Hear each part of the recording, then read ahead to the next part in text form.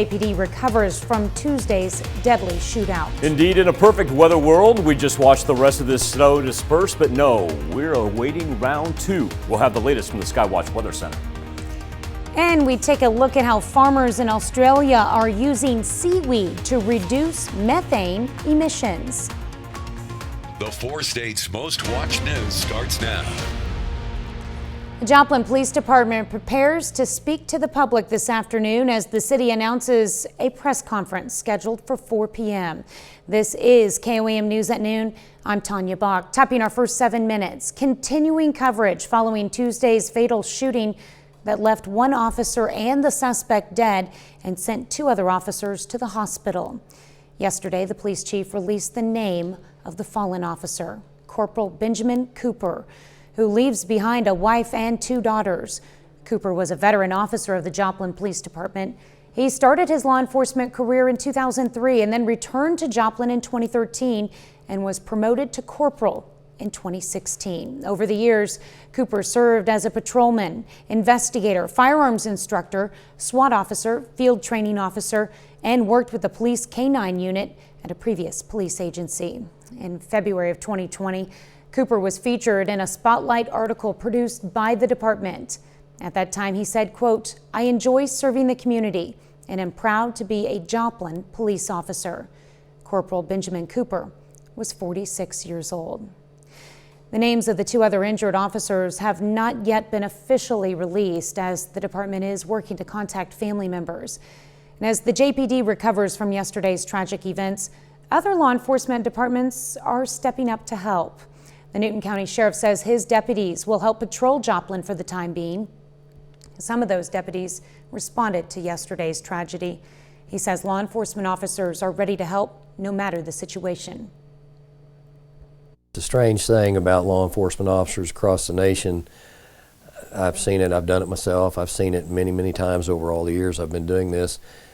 It's almost like the officers on something like this can't wait to get to the scene.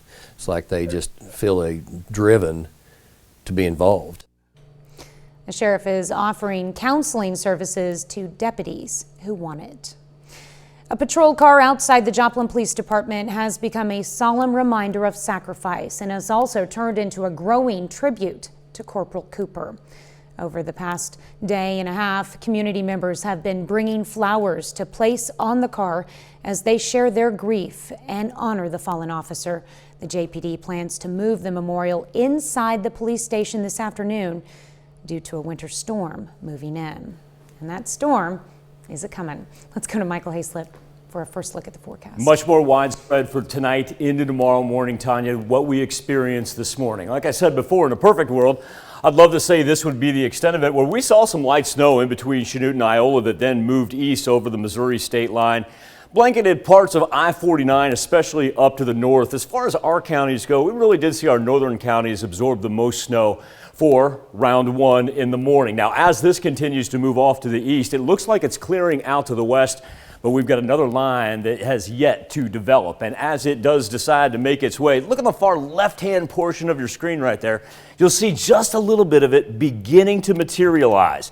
And that is the reason why we've got these winter storm advisories, winter weather advisories, and winter storm warnings indicated in pink that last all the way into Friday afternoon. You are also seeing the cold front begin to drop in because we'll have dangerously cold temperatures by the time we get to the weekend. There's your dividing line right there, slipping into the high 20s in Yates Center and Iola. Compare that down to 51 that we're holding on to in Anderson and 50 right now in Miami. Not much of a warm-up, though, for the afternoon. We've kind of topped out here at the noon hour. As far as what Future Track has, here we go. This is that line that we're looking out to the west. Generates probably about 5, 6 o'clock out to our far northwest. It's an overnight affair, one of those where the majority of you probably sleeping as it rolls through. But we're looking at 2 to 4 inches as it lasts all the way into Friday afternoon by the time it gets far south of us into Arkansas past I-44. Now, when we talk about the 7-day forecast, this is why I want everybody careful with the emergency packs, because you're going to want those just in case, forbid something should happen. Down to 7 degrees, negative wind chills from Friday into Saturday. Of course, we're going to talk a whole lot about our weather conditions coming up here in just a little bit. This happens to be up in Kansas City. They've already got 4 inches of snow. This exit right here, that happens to be where you would go to Kauffman Stadium, because in approximately, say 21 days, for the first time since 1968, we were going to have all 30 Major League Baseball teams open at one time. In fact, at Kauffman Stadium, right off that exit, it was going to be the first look at the Cleveland Guardians. Tanya, I understand that's not going to happen. That's right. The Major League Baseball season is pushed back until at least April 14th. The baseball commissioner canceled another 93 games Wednesday after negotiations stalled over a new collective bargaining agreement. Communities that rely on spring training tourism, a billion-dollar business, are getting hit hard. Chris Van Cleve reports from Arlington, Texas. The stands at Ed Smith Field in Sarasota will be empty once again today. The spring training home of the Baltimore Orioles should be buzzing with excited fans soaking up the Florida sun. And 45 minutes south, the world champion Braves are also yet to take the field at their spring training home in Venice, Florida. We wanted to come and see a game, but it looks like the politics got the best of us here. It's very frustrating for the business community. Heather Caston is the president and CEO of the Greater Sarasota Chamber of Commerce. She says spring training is worth about $63 million to local businesses. It's the people who are working at the stadium who maybe this is their second or third job. The people who support all of the services that go along with spring training, they're the folks that are going to be impacted. Also impacted, Mike Quillen's Gecko's Grill and Pub restaurants. It's been a challenging 2 years. Major League Baseball says if there is a season, it wants 4 weeks of spring training. But that can't happen until there's a deal with the players, putting a nearly $11 billion business at risk. Baseball's last labor breakdown led to the cancellation of the 1994 World Series. Attendance didn't fully recover for more than a decade. Is there a risk to baseball that the millionaires negotiating with billionaires alienates the fans? Yes, of course it does. Alienates the casual fan, and that's where the damage gets done. That's why they have to do this deal now, and they know it. Jim Bowden, who you just heard from there, was the general manager of the Cincinnati Reds back in 1994 during the strike. He says the biggest difference between then and now is the casual fan has a host of entertainment options, many right here on their phone, and that could leave baseball hurting for years. Chris Van Cleve, CBS News, Arlington, Texas. Well, spring training is big business. The Florida Grapefruit League generates nearly $700 million. In Arizona, the Cactus League rakes in around $650 million. More than half of its 1.8 million fans come from out of state. That's a look at today's top stories and weather in our first 7 minutes. Up next on KOAM News at noon, we take you under the sea to find out why seaweed could become the secret ingredient to cleaner air. And later, we're making Mongolian beef in the Mr. Food Test Kitchen. Well, there's more evidence that something sitting at the bottom of the sea could be the key to reducing harmful gases in the atmosphere. CBS's Riley Carlson takes us to Australia for the story. Workers use boats instead of tractors for this harvest down under. The special red crop they're picking is Asparagopsis seaweed. When mixed into livestock feed, Australian researchers say it can reduce the methane in a cow's gut by up to 98%. So when that happens, it's less harmful for the environment. We know that cattle need around 50 grams per day fed to them in order for methane to be reduced. So if we think just in terms of the dairy herd here in Australia, there's 1.5 million cows. In Ireland, it's more than 7 million cows. With the largest per capita output of methane in Europe, the island is trying other seaweed varieties to feed not just cattle, but sheep too. We are trying to get to by 2030 is to actually reduce methane by 30%. In the U.S., nearly 5% of greenhouse gas emissions come from livestock. A study from the University of California, Davis found the seaweed slows an enzyme in the digestive system that contributes to methane production, meaning seaweed may end up being the secret ingredient to cleaner air. Riley Carlson, CBS News. More than 90 countries, including the U.S., made the pledge to cut methane emissions by 30% at last year's COP26 climate summit in Scotland. Still to come on the KOAM News at Noon, Mr. Food. Today we're solving the age-old question, what can I make for dinner? All I can tell you is it's easy, tasty, and takes just minutes. But first, Michael Hayslip returns with your complete forecast.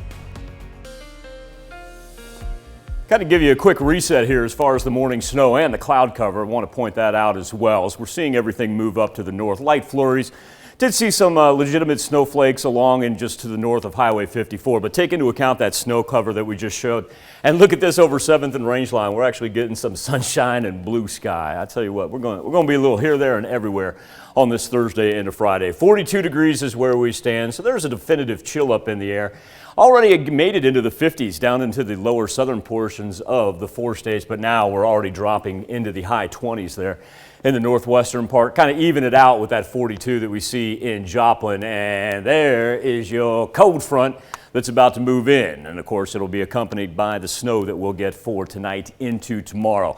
Here's a live look. This is Harrisonville. That's I-49 right there at Missouri State Highway 2. So as far as what we're looking at, and they received a whole lot more snow than we did. You can see that bridge there, though, with a little sheen of ice on it. And this is what we need to be prepared for by tomorrow. But one of those things where, hey, shout out yeoman's work by all of our road crews. This is one of those things that certainly hasn't snuck up on us. We've been talking about this for the past 4 or 5 days. So they look fully prepared. And once again, that's just going to be out of our viewing area. That shot coming from just about right there. Now, that being said, as everything begins to push out of our north, we'll eventually get a secondary band that we're going to look at. But for the rest of the really afternoon into early evening, everybody for the central north and even those folks that received a little dusting up to the north will be able to dry off for just a little bit. That's certainly not the case when you get around I-70 into Kansas City. It's been an all morning and will be all afternoon affair for them as they still have this band to work its way across the interstate. As a matter of fact, Geary County,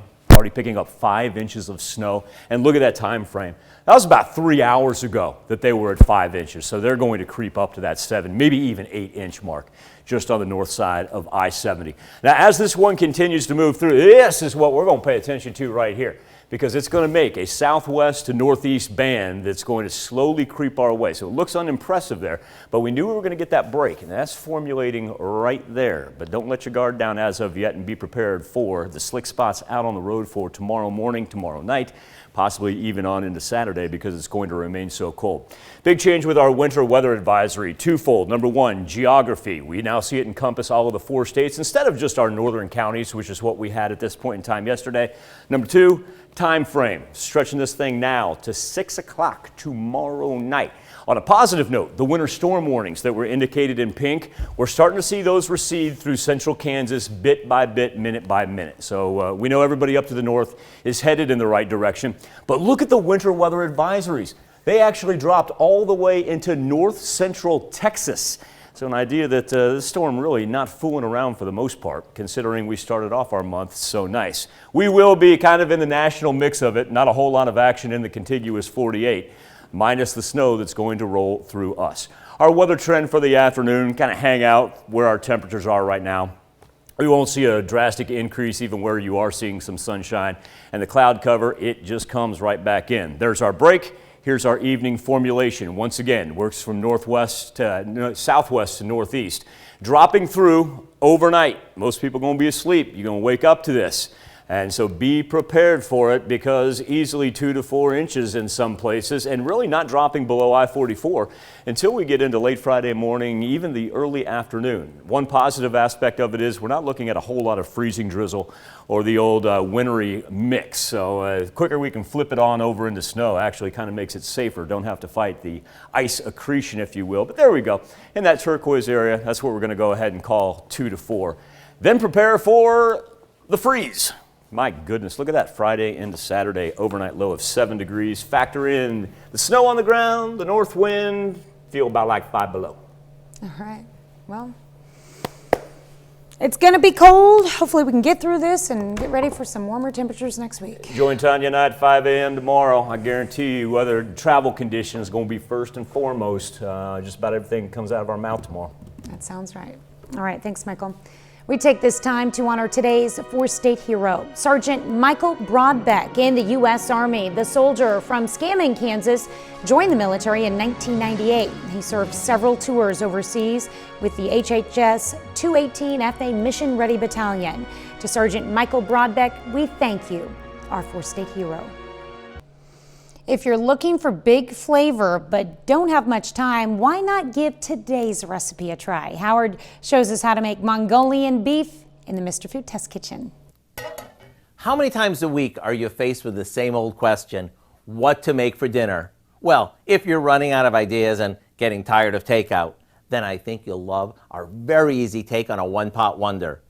We start by mixing a bit of cornstarch with some chicken broth, a couple of tablespoons of soy sauce, sesame oil,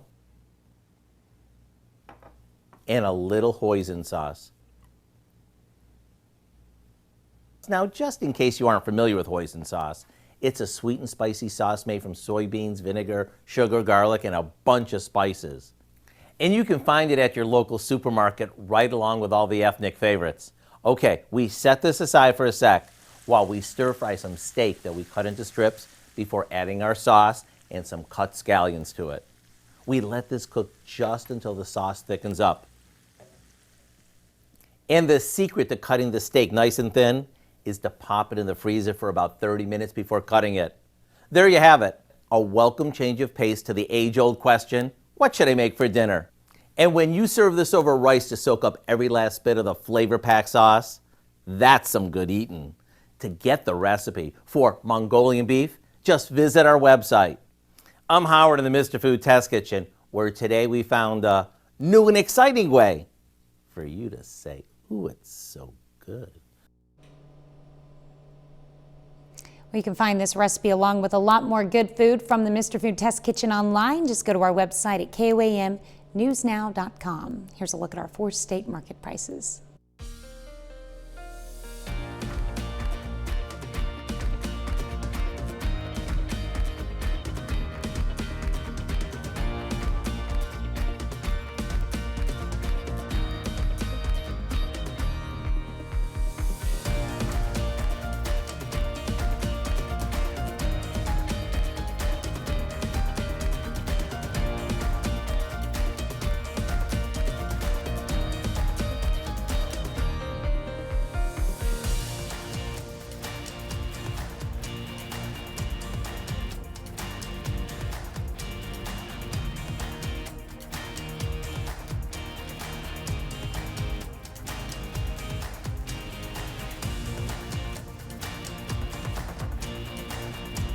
Let's all be on our toes, especially for if you have to be out till late tonight, but mainly tomorrow morning, because remember that 2 to 4 inches of snow going to fall while most of us are sleeping and going to last really until tomorrow afternoon until it dives south of I-44.